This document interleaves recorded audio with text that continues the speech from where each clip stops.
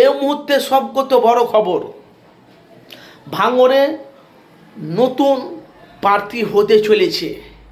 সেটা নিয়ে এখন বাংলায় এখন ফুরফুরা শরীফে তোলপাড়। আপনারা জানেন আজকে কয়েকদিন আগে ফুরফুরা শরীফে আমাদের মাননীয় মুখ্যমন্ত্রী মমতা বন্দ্যোপাধ্যায় উনি এসেছিলেন ইফতারের দাওয়াতে। সেই ফুরফুরা শরীফে দাদা হুজুর পীর কেবলা দরবারের ভেতরে একজনকে খালি বারবার আমরা দেখতে পাচ্ছি, সেটা হলো তার নাম হলো পীরজাদা কাশেম সিদ্দিকী। পাশে ছিল পীরজাদা তোহা সিদ্দিকী, পাশে ছিল মেহরাব সিদ্দিকী। তো সেই মুখ্যমন্ত্রী মমতা বন্দ্যোপাধ্যায় উনি এসেছে, এখন অনেক সমালোচনা হচ্ছে কি কারণে এসেছে, কেন এসেছে। এখন ভাঙড়ে নওশাদের বিরুদ্ধে এবার তৃণমূলের প্রার্থী দাঁড়াচ্ছে কাশেম সিদ্দিকী।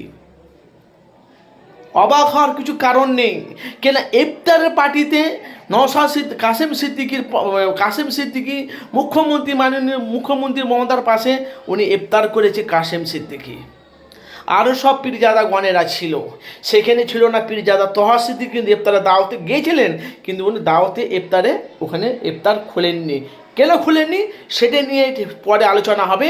কিন্তু এখন যে নতুন একটা প্রার্থী হচ্ছে ভাঙড়ে নওশাদের বিরুদ্ধে, সেটা নিয়ে এখন বাংলায় এখন তোলপাড়।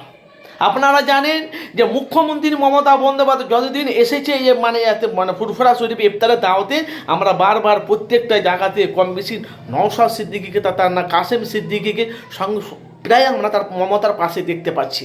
দাদা হুজুর দরবারে উনি জিয়ারত করছে, সেখানেও কাশেম সিদ্দিকী এক গাড়িতে উনি চেপে গেলেন। তোহা সিদ্দিকী, কাশেম সিদ্দিকী, আরও সব পীরজাদা গণেরা ছিল, তারা চেপে গেল এক গাড়িতে। মুখ্যমন্ত্রীর গাড়িতে বসে গেল তোহা সিদ্দিকী, কাশেম সিদ্দিকী।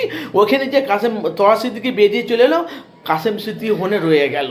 কিন্তু এলাকার নতুন প্রার্থী ভাই, চিন্তার কোনো কারণ নাই। এটাই এখন বাংলায় এখন তোলপাড় চলছে।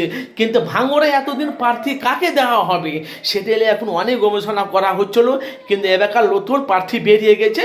ভাঙড়ে নওশাদের বিরুদ্ধে লড়বে পীরজাদা কাশেম সিদ্দিকী, তারই ভাই।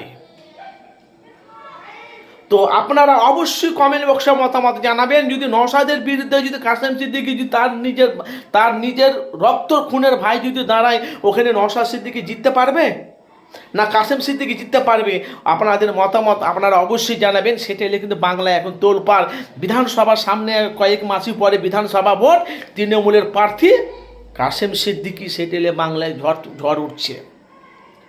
তো আপনারা দেখতে পাচ্ছেন, অবশ্যই আপনারা যেখান থেকে আছেন আপনাদের মতামত জানাবেন। এতদিন ভাই ছিল যে তৃণমূলের ওপরে গর্জে ওঠে কাশেম সিদ্দিকী, সে কাশেম সিদ্দিকী এখন মমতার পক্ষে হয়ে এখন ভাঙড়ে নওশাদের বিরুদ্ধে কাশেম সিদ্দিকী লড়বে। অবশ্যই আপনারা কমেন্ট বক্সে মতামত জানাবেন কে জয়ী হবে। ভাই, নিজের খুন